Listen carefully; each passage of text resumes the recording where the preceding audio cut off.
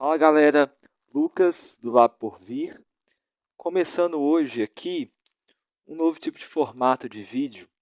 A gente no canal tem feito as lives e agora a gente está começando um pouco a ideia de vídeos curtos, para fazer alguns comentários, trazer algumas pontuações rápidas sobre determinados temas que são candentes, são importantes aí para o campo psi, para o campo psicanalítico, para o campo psicológico. E uma delas tem sido as críticas, né, os espantalhos que se faz em relação à psicanálise, né? Circula nas redes sociais, voltou mais fortemente a circular nas redes sociais nos últimos anos. É, Críticas, objeções à psicanálise, no sentido de dizer que ela seria uma pseudociência, né? De que ela estaria próxima de tratamentos que partem de premissas irracionais, né? Estaria próximo da astrologia, estaria próximo da homeopatia, da ufologia. Quer dizer, se trata de uma disputa de mercado, né, que tem acontecido em torno do público que vai procurar tratamento psíquico, né, que vai procurar tratamento para suas questões psicológicas, a psicanálise como um tipo de teoria que oferta um tratamento, né, que oferta um espaço de escuta, é uma teoria muito bem consolidada. Então, surge esse tipo de argumentação na internet, normalmente de pessoas ou grupos que estão associados a outros tipos de terapia, né, de base às vezes mais empirista, às vezes mais cognitivista, mais comportamental, né? Tem várias ramificações cada um desses setores, né? Mas normalmente nos últimos tempos esse tipo de objeção tem sido feita por pessoas ou por grupos que de alguma forma estão tentando dar destaque a outros tipos de terapia, né? Então, primeira coisa que acho que é interessante colocar sobre essas críticas que a psicanálise recebe como sendo um tipo de conhecimento que seria pseudocientífico tem a ver com esse elemento, vamos dizer assim, de disputa de mercado, né? Não é um tipo de colocação ingênua, né? É um tipo de colocação que tem a ver com uma disputa sobre como que a gente vai lidar e tratar o nosso sofrimento psíquico, né? É, Esse é o primeiro ponto, mas queria comentar algumas coisas em relação especificamente à psicanálise freudiana, né? Porque para tentar sustentar essa ideia de que a psicanálise seria uma espécie de pseudociência, então o que se faz? Qual que é o procedimento que se adota muitas vezes? É fazer uma espécie de caricatura do que seria a psicanálise e então estabelecer uma oposição a isso, né? Então, muito próximo daquilo que é a falácia do espantalho, né? Você reduz o objeto que está sendo alvo ali da sua crítica a uma explicação mais simples, né? É, Isso produz o efeito de que a crítica ela fica muito evidente, né? Ela fica muito clara para quem tá recebendo aquele conteúdo, né? Principalmente quem não é da área ou quem é novato na área, né? A crítica fica parecendo muito lógica, muito óbvia, justamente porque você fez uma simplificação, uma redução, uma caricatura do objeto que você está sendo que você tá criticando, né? Do objeto que está sendo alvo da sua crítica. E isso acontece com a psicanálise freudiana é, em um sentido muito específico, né? A ideia de que o processo analítico ele não seria um processo de bases racionais, né? De que o que acontece numa psicanálise, num tratamento psicanalítico, seria alguma coisa próximo da, de uma conversa, seria alguma coisa próximo de um processo que não pode ser explicado racionalmente, né? Inclusive, estendendo um pouco essa argumentação para a associação livre, né? Seria, então, uma espécie de conversa sem sentido, ou seria uma espécie de conversa livre, né? E que se essa conversa teria algum efeito terapêutico, seria mais pelo caráter dela ser uma conversa propriamente do que pelas características intrínsecas desse tipo de trabalho, né? O que é completamente falso, né? O que é completamente falacioso. Por quê? Porque a associação livre é um tipo de trabalho baseado em premissas racionais, né? Baseado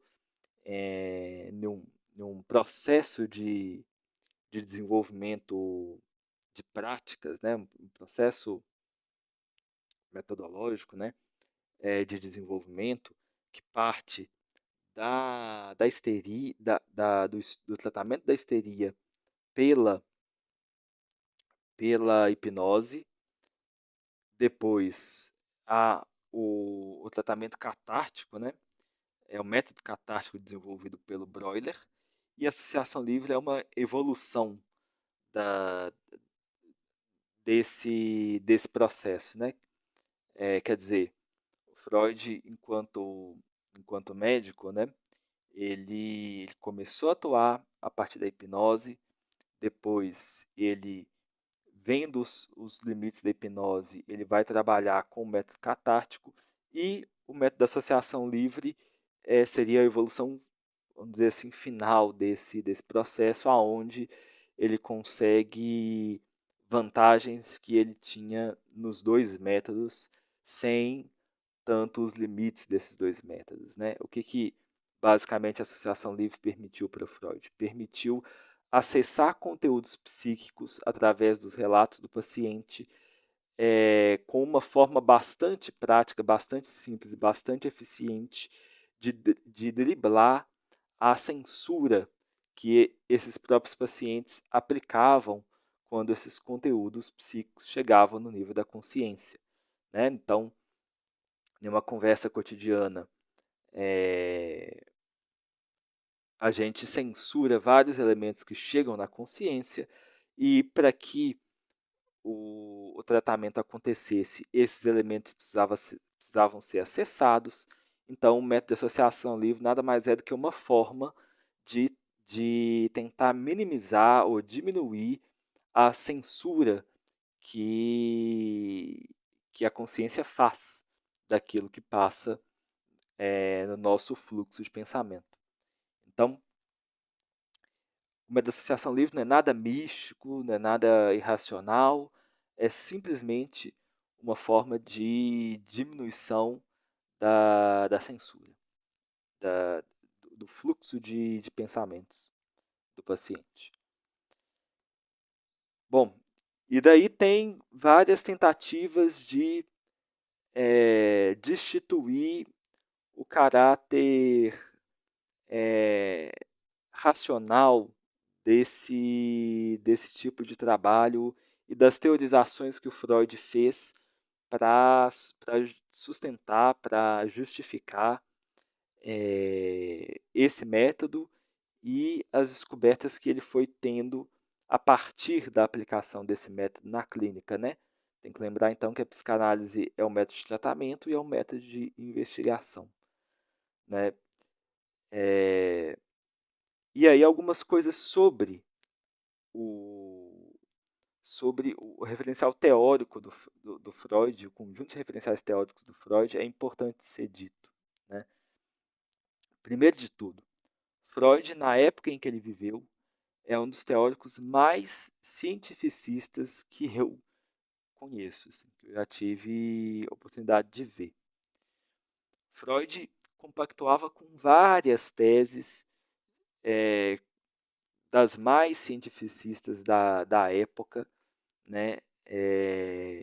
Como, por exemplo, uma tese que o Freud compactuava e aparece nos principais ensaios dele, é a ideia de que a evolução da civilização é homóloga à evolução do indivíduo. Ou seja, os povos considerados mais primitivos, mais atrasados na visão de progresso da civilização europeia, né? Os povos considerados mais atrasados dentro dessa visão seriam homólogos, estariam em estágios de desenvolvimento homólogos ao das crianças, e os povos considerados mais civilizados estariam em homologia com o desenvolvimento adulto. Né? Esse tipo de homologia entre o desenvolvimento individual e o desenvolvimento social é uma tese que se encontra em vários autores da época, né? Em vários autores dos mais cientificistas, e é uma tese que o Freud compartilha. Né? Então, quer dizer, hoje se critica ideias do Freud que foram depois refutadas, mas como se fosse uma, uma exclusividade dele pensar dessa forma, e não era, né? Era um conjunto de ideias bastante frequente nos teóricos da época, inclusive algumas teses como teses infundadas, deixar claro aqui, né? Como a possibilidade de uma horda primitiva, primerva, né? Primordial, como sendo a origem da civilização, que o Freud desenvolve no Totem Tabu, é uma tese, uma hipótese do Darwin, né? Darwiniana. Então, quer dizer, Freud estava em consonância com o que tinha de discussão científica da sua época. Né? A tal ponto de que um dos teóricos que mais influenciou a maneira como Freud pensa a linguagem é John Stuart Mill, né, um utilitarista inglês. A concepção de linguagem do Stuart Mill é uma das principais referências para o Freud pensar a noção de representação. Né? O Freud vai desenvolver representação coisa, representação palavra. Então isso tem uma fonte no John Stuart Mill. Mesmo quando a gente pensa, por exemplo, no aspecto clínico, eu estava dizendo aqui da associação livre, o Freud é bastante influenciado pelo Jean-Marie Charcot. Né? O Charcot, que era um médico que trabalhava em Paris com os casos de histeria no Saltepierre, né? E o Freud estuda com o Charcot. O Charcot ele tinha um método de observação clínica, né? De observação e descrição mais minucioso possível dos sintomas e dos quadros dos pacientes. Né? O Freud é profundamente influenciado por essa concepção de trabalho baseada na observação e na descrição rigorosa dos quadros, e essa concepção vai atravessar a clínica do Freud inteira. Né? Vem aí que é uma concepção influenciada, profundamente influenciada pelo espírito positivista da época. Então, se a gente pensa o referencial teórico do quadro do Freud, né, na época em que ele viveu, Freud está alinhado com o que tem de mais racionalista e mais cientificista da sua época. Né? A tal ponto que psicanalistas posteriores como Jean Laplanche, né, vão sinalizar muito bem que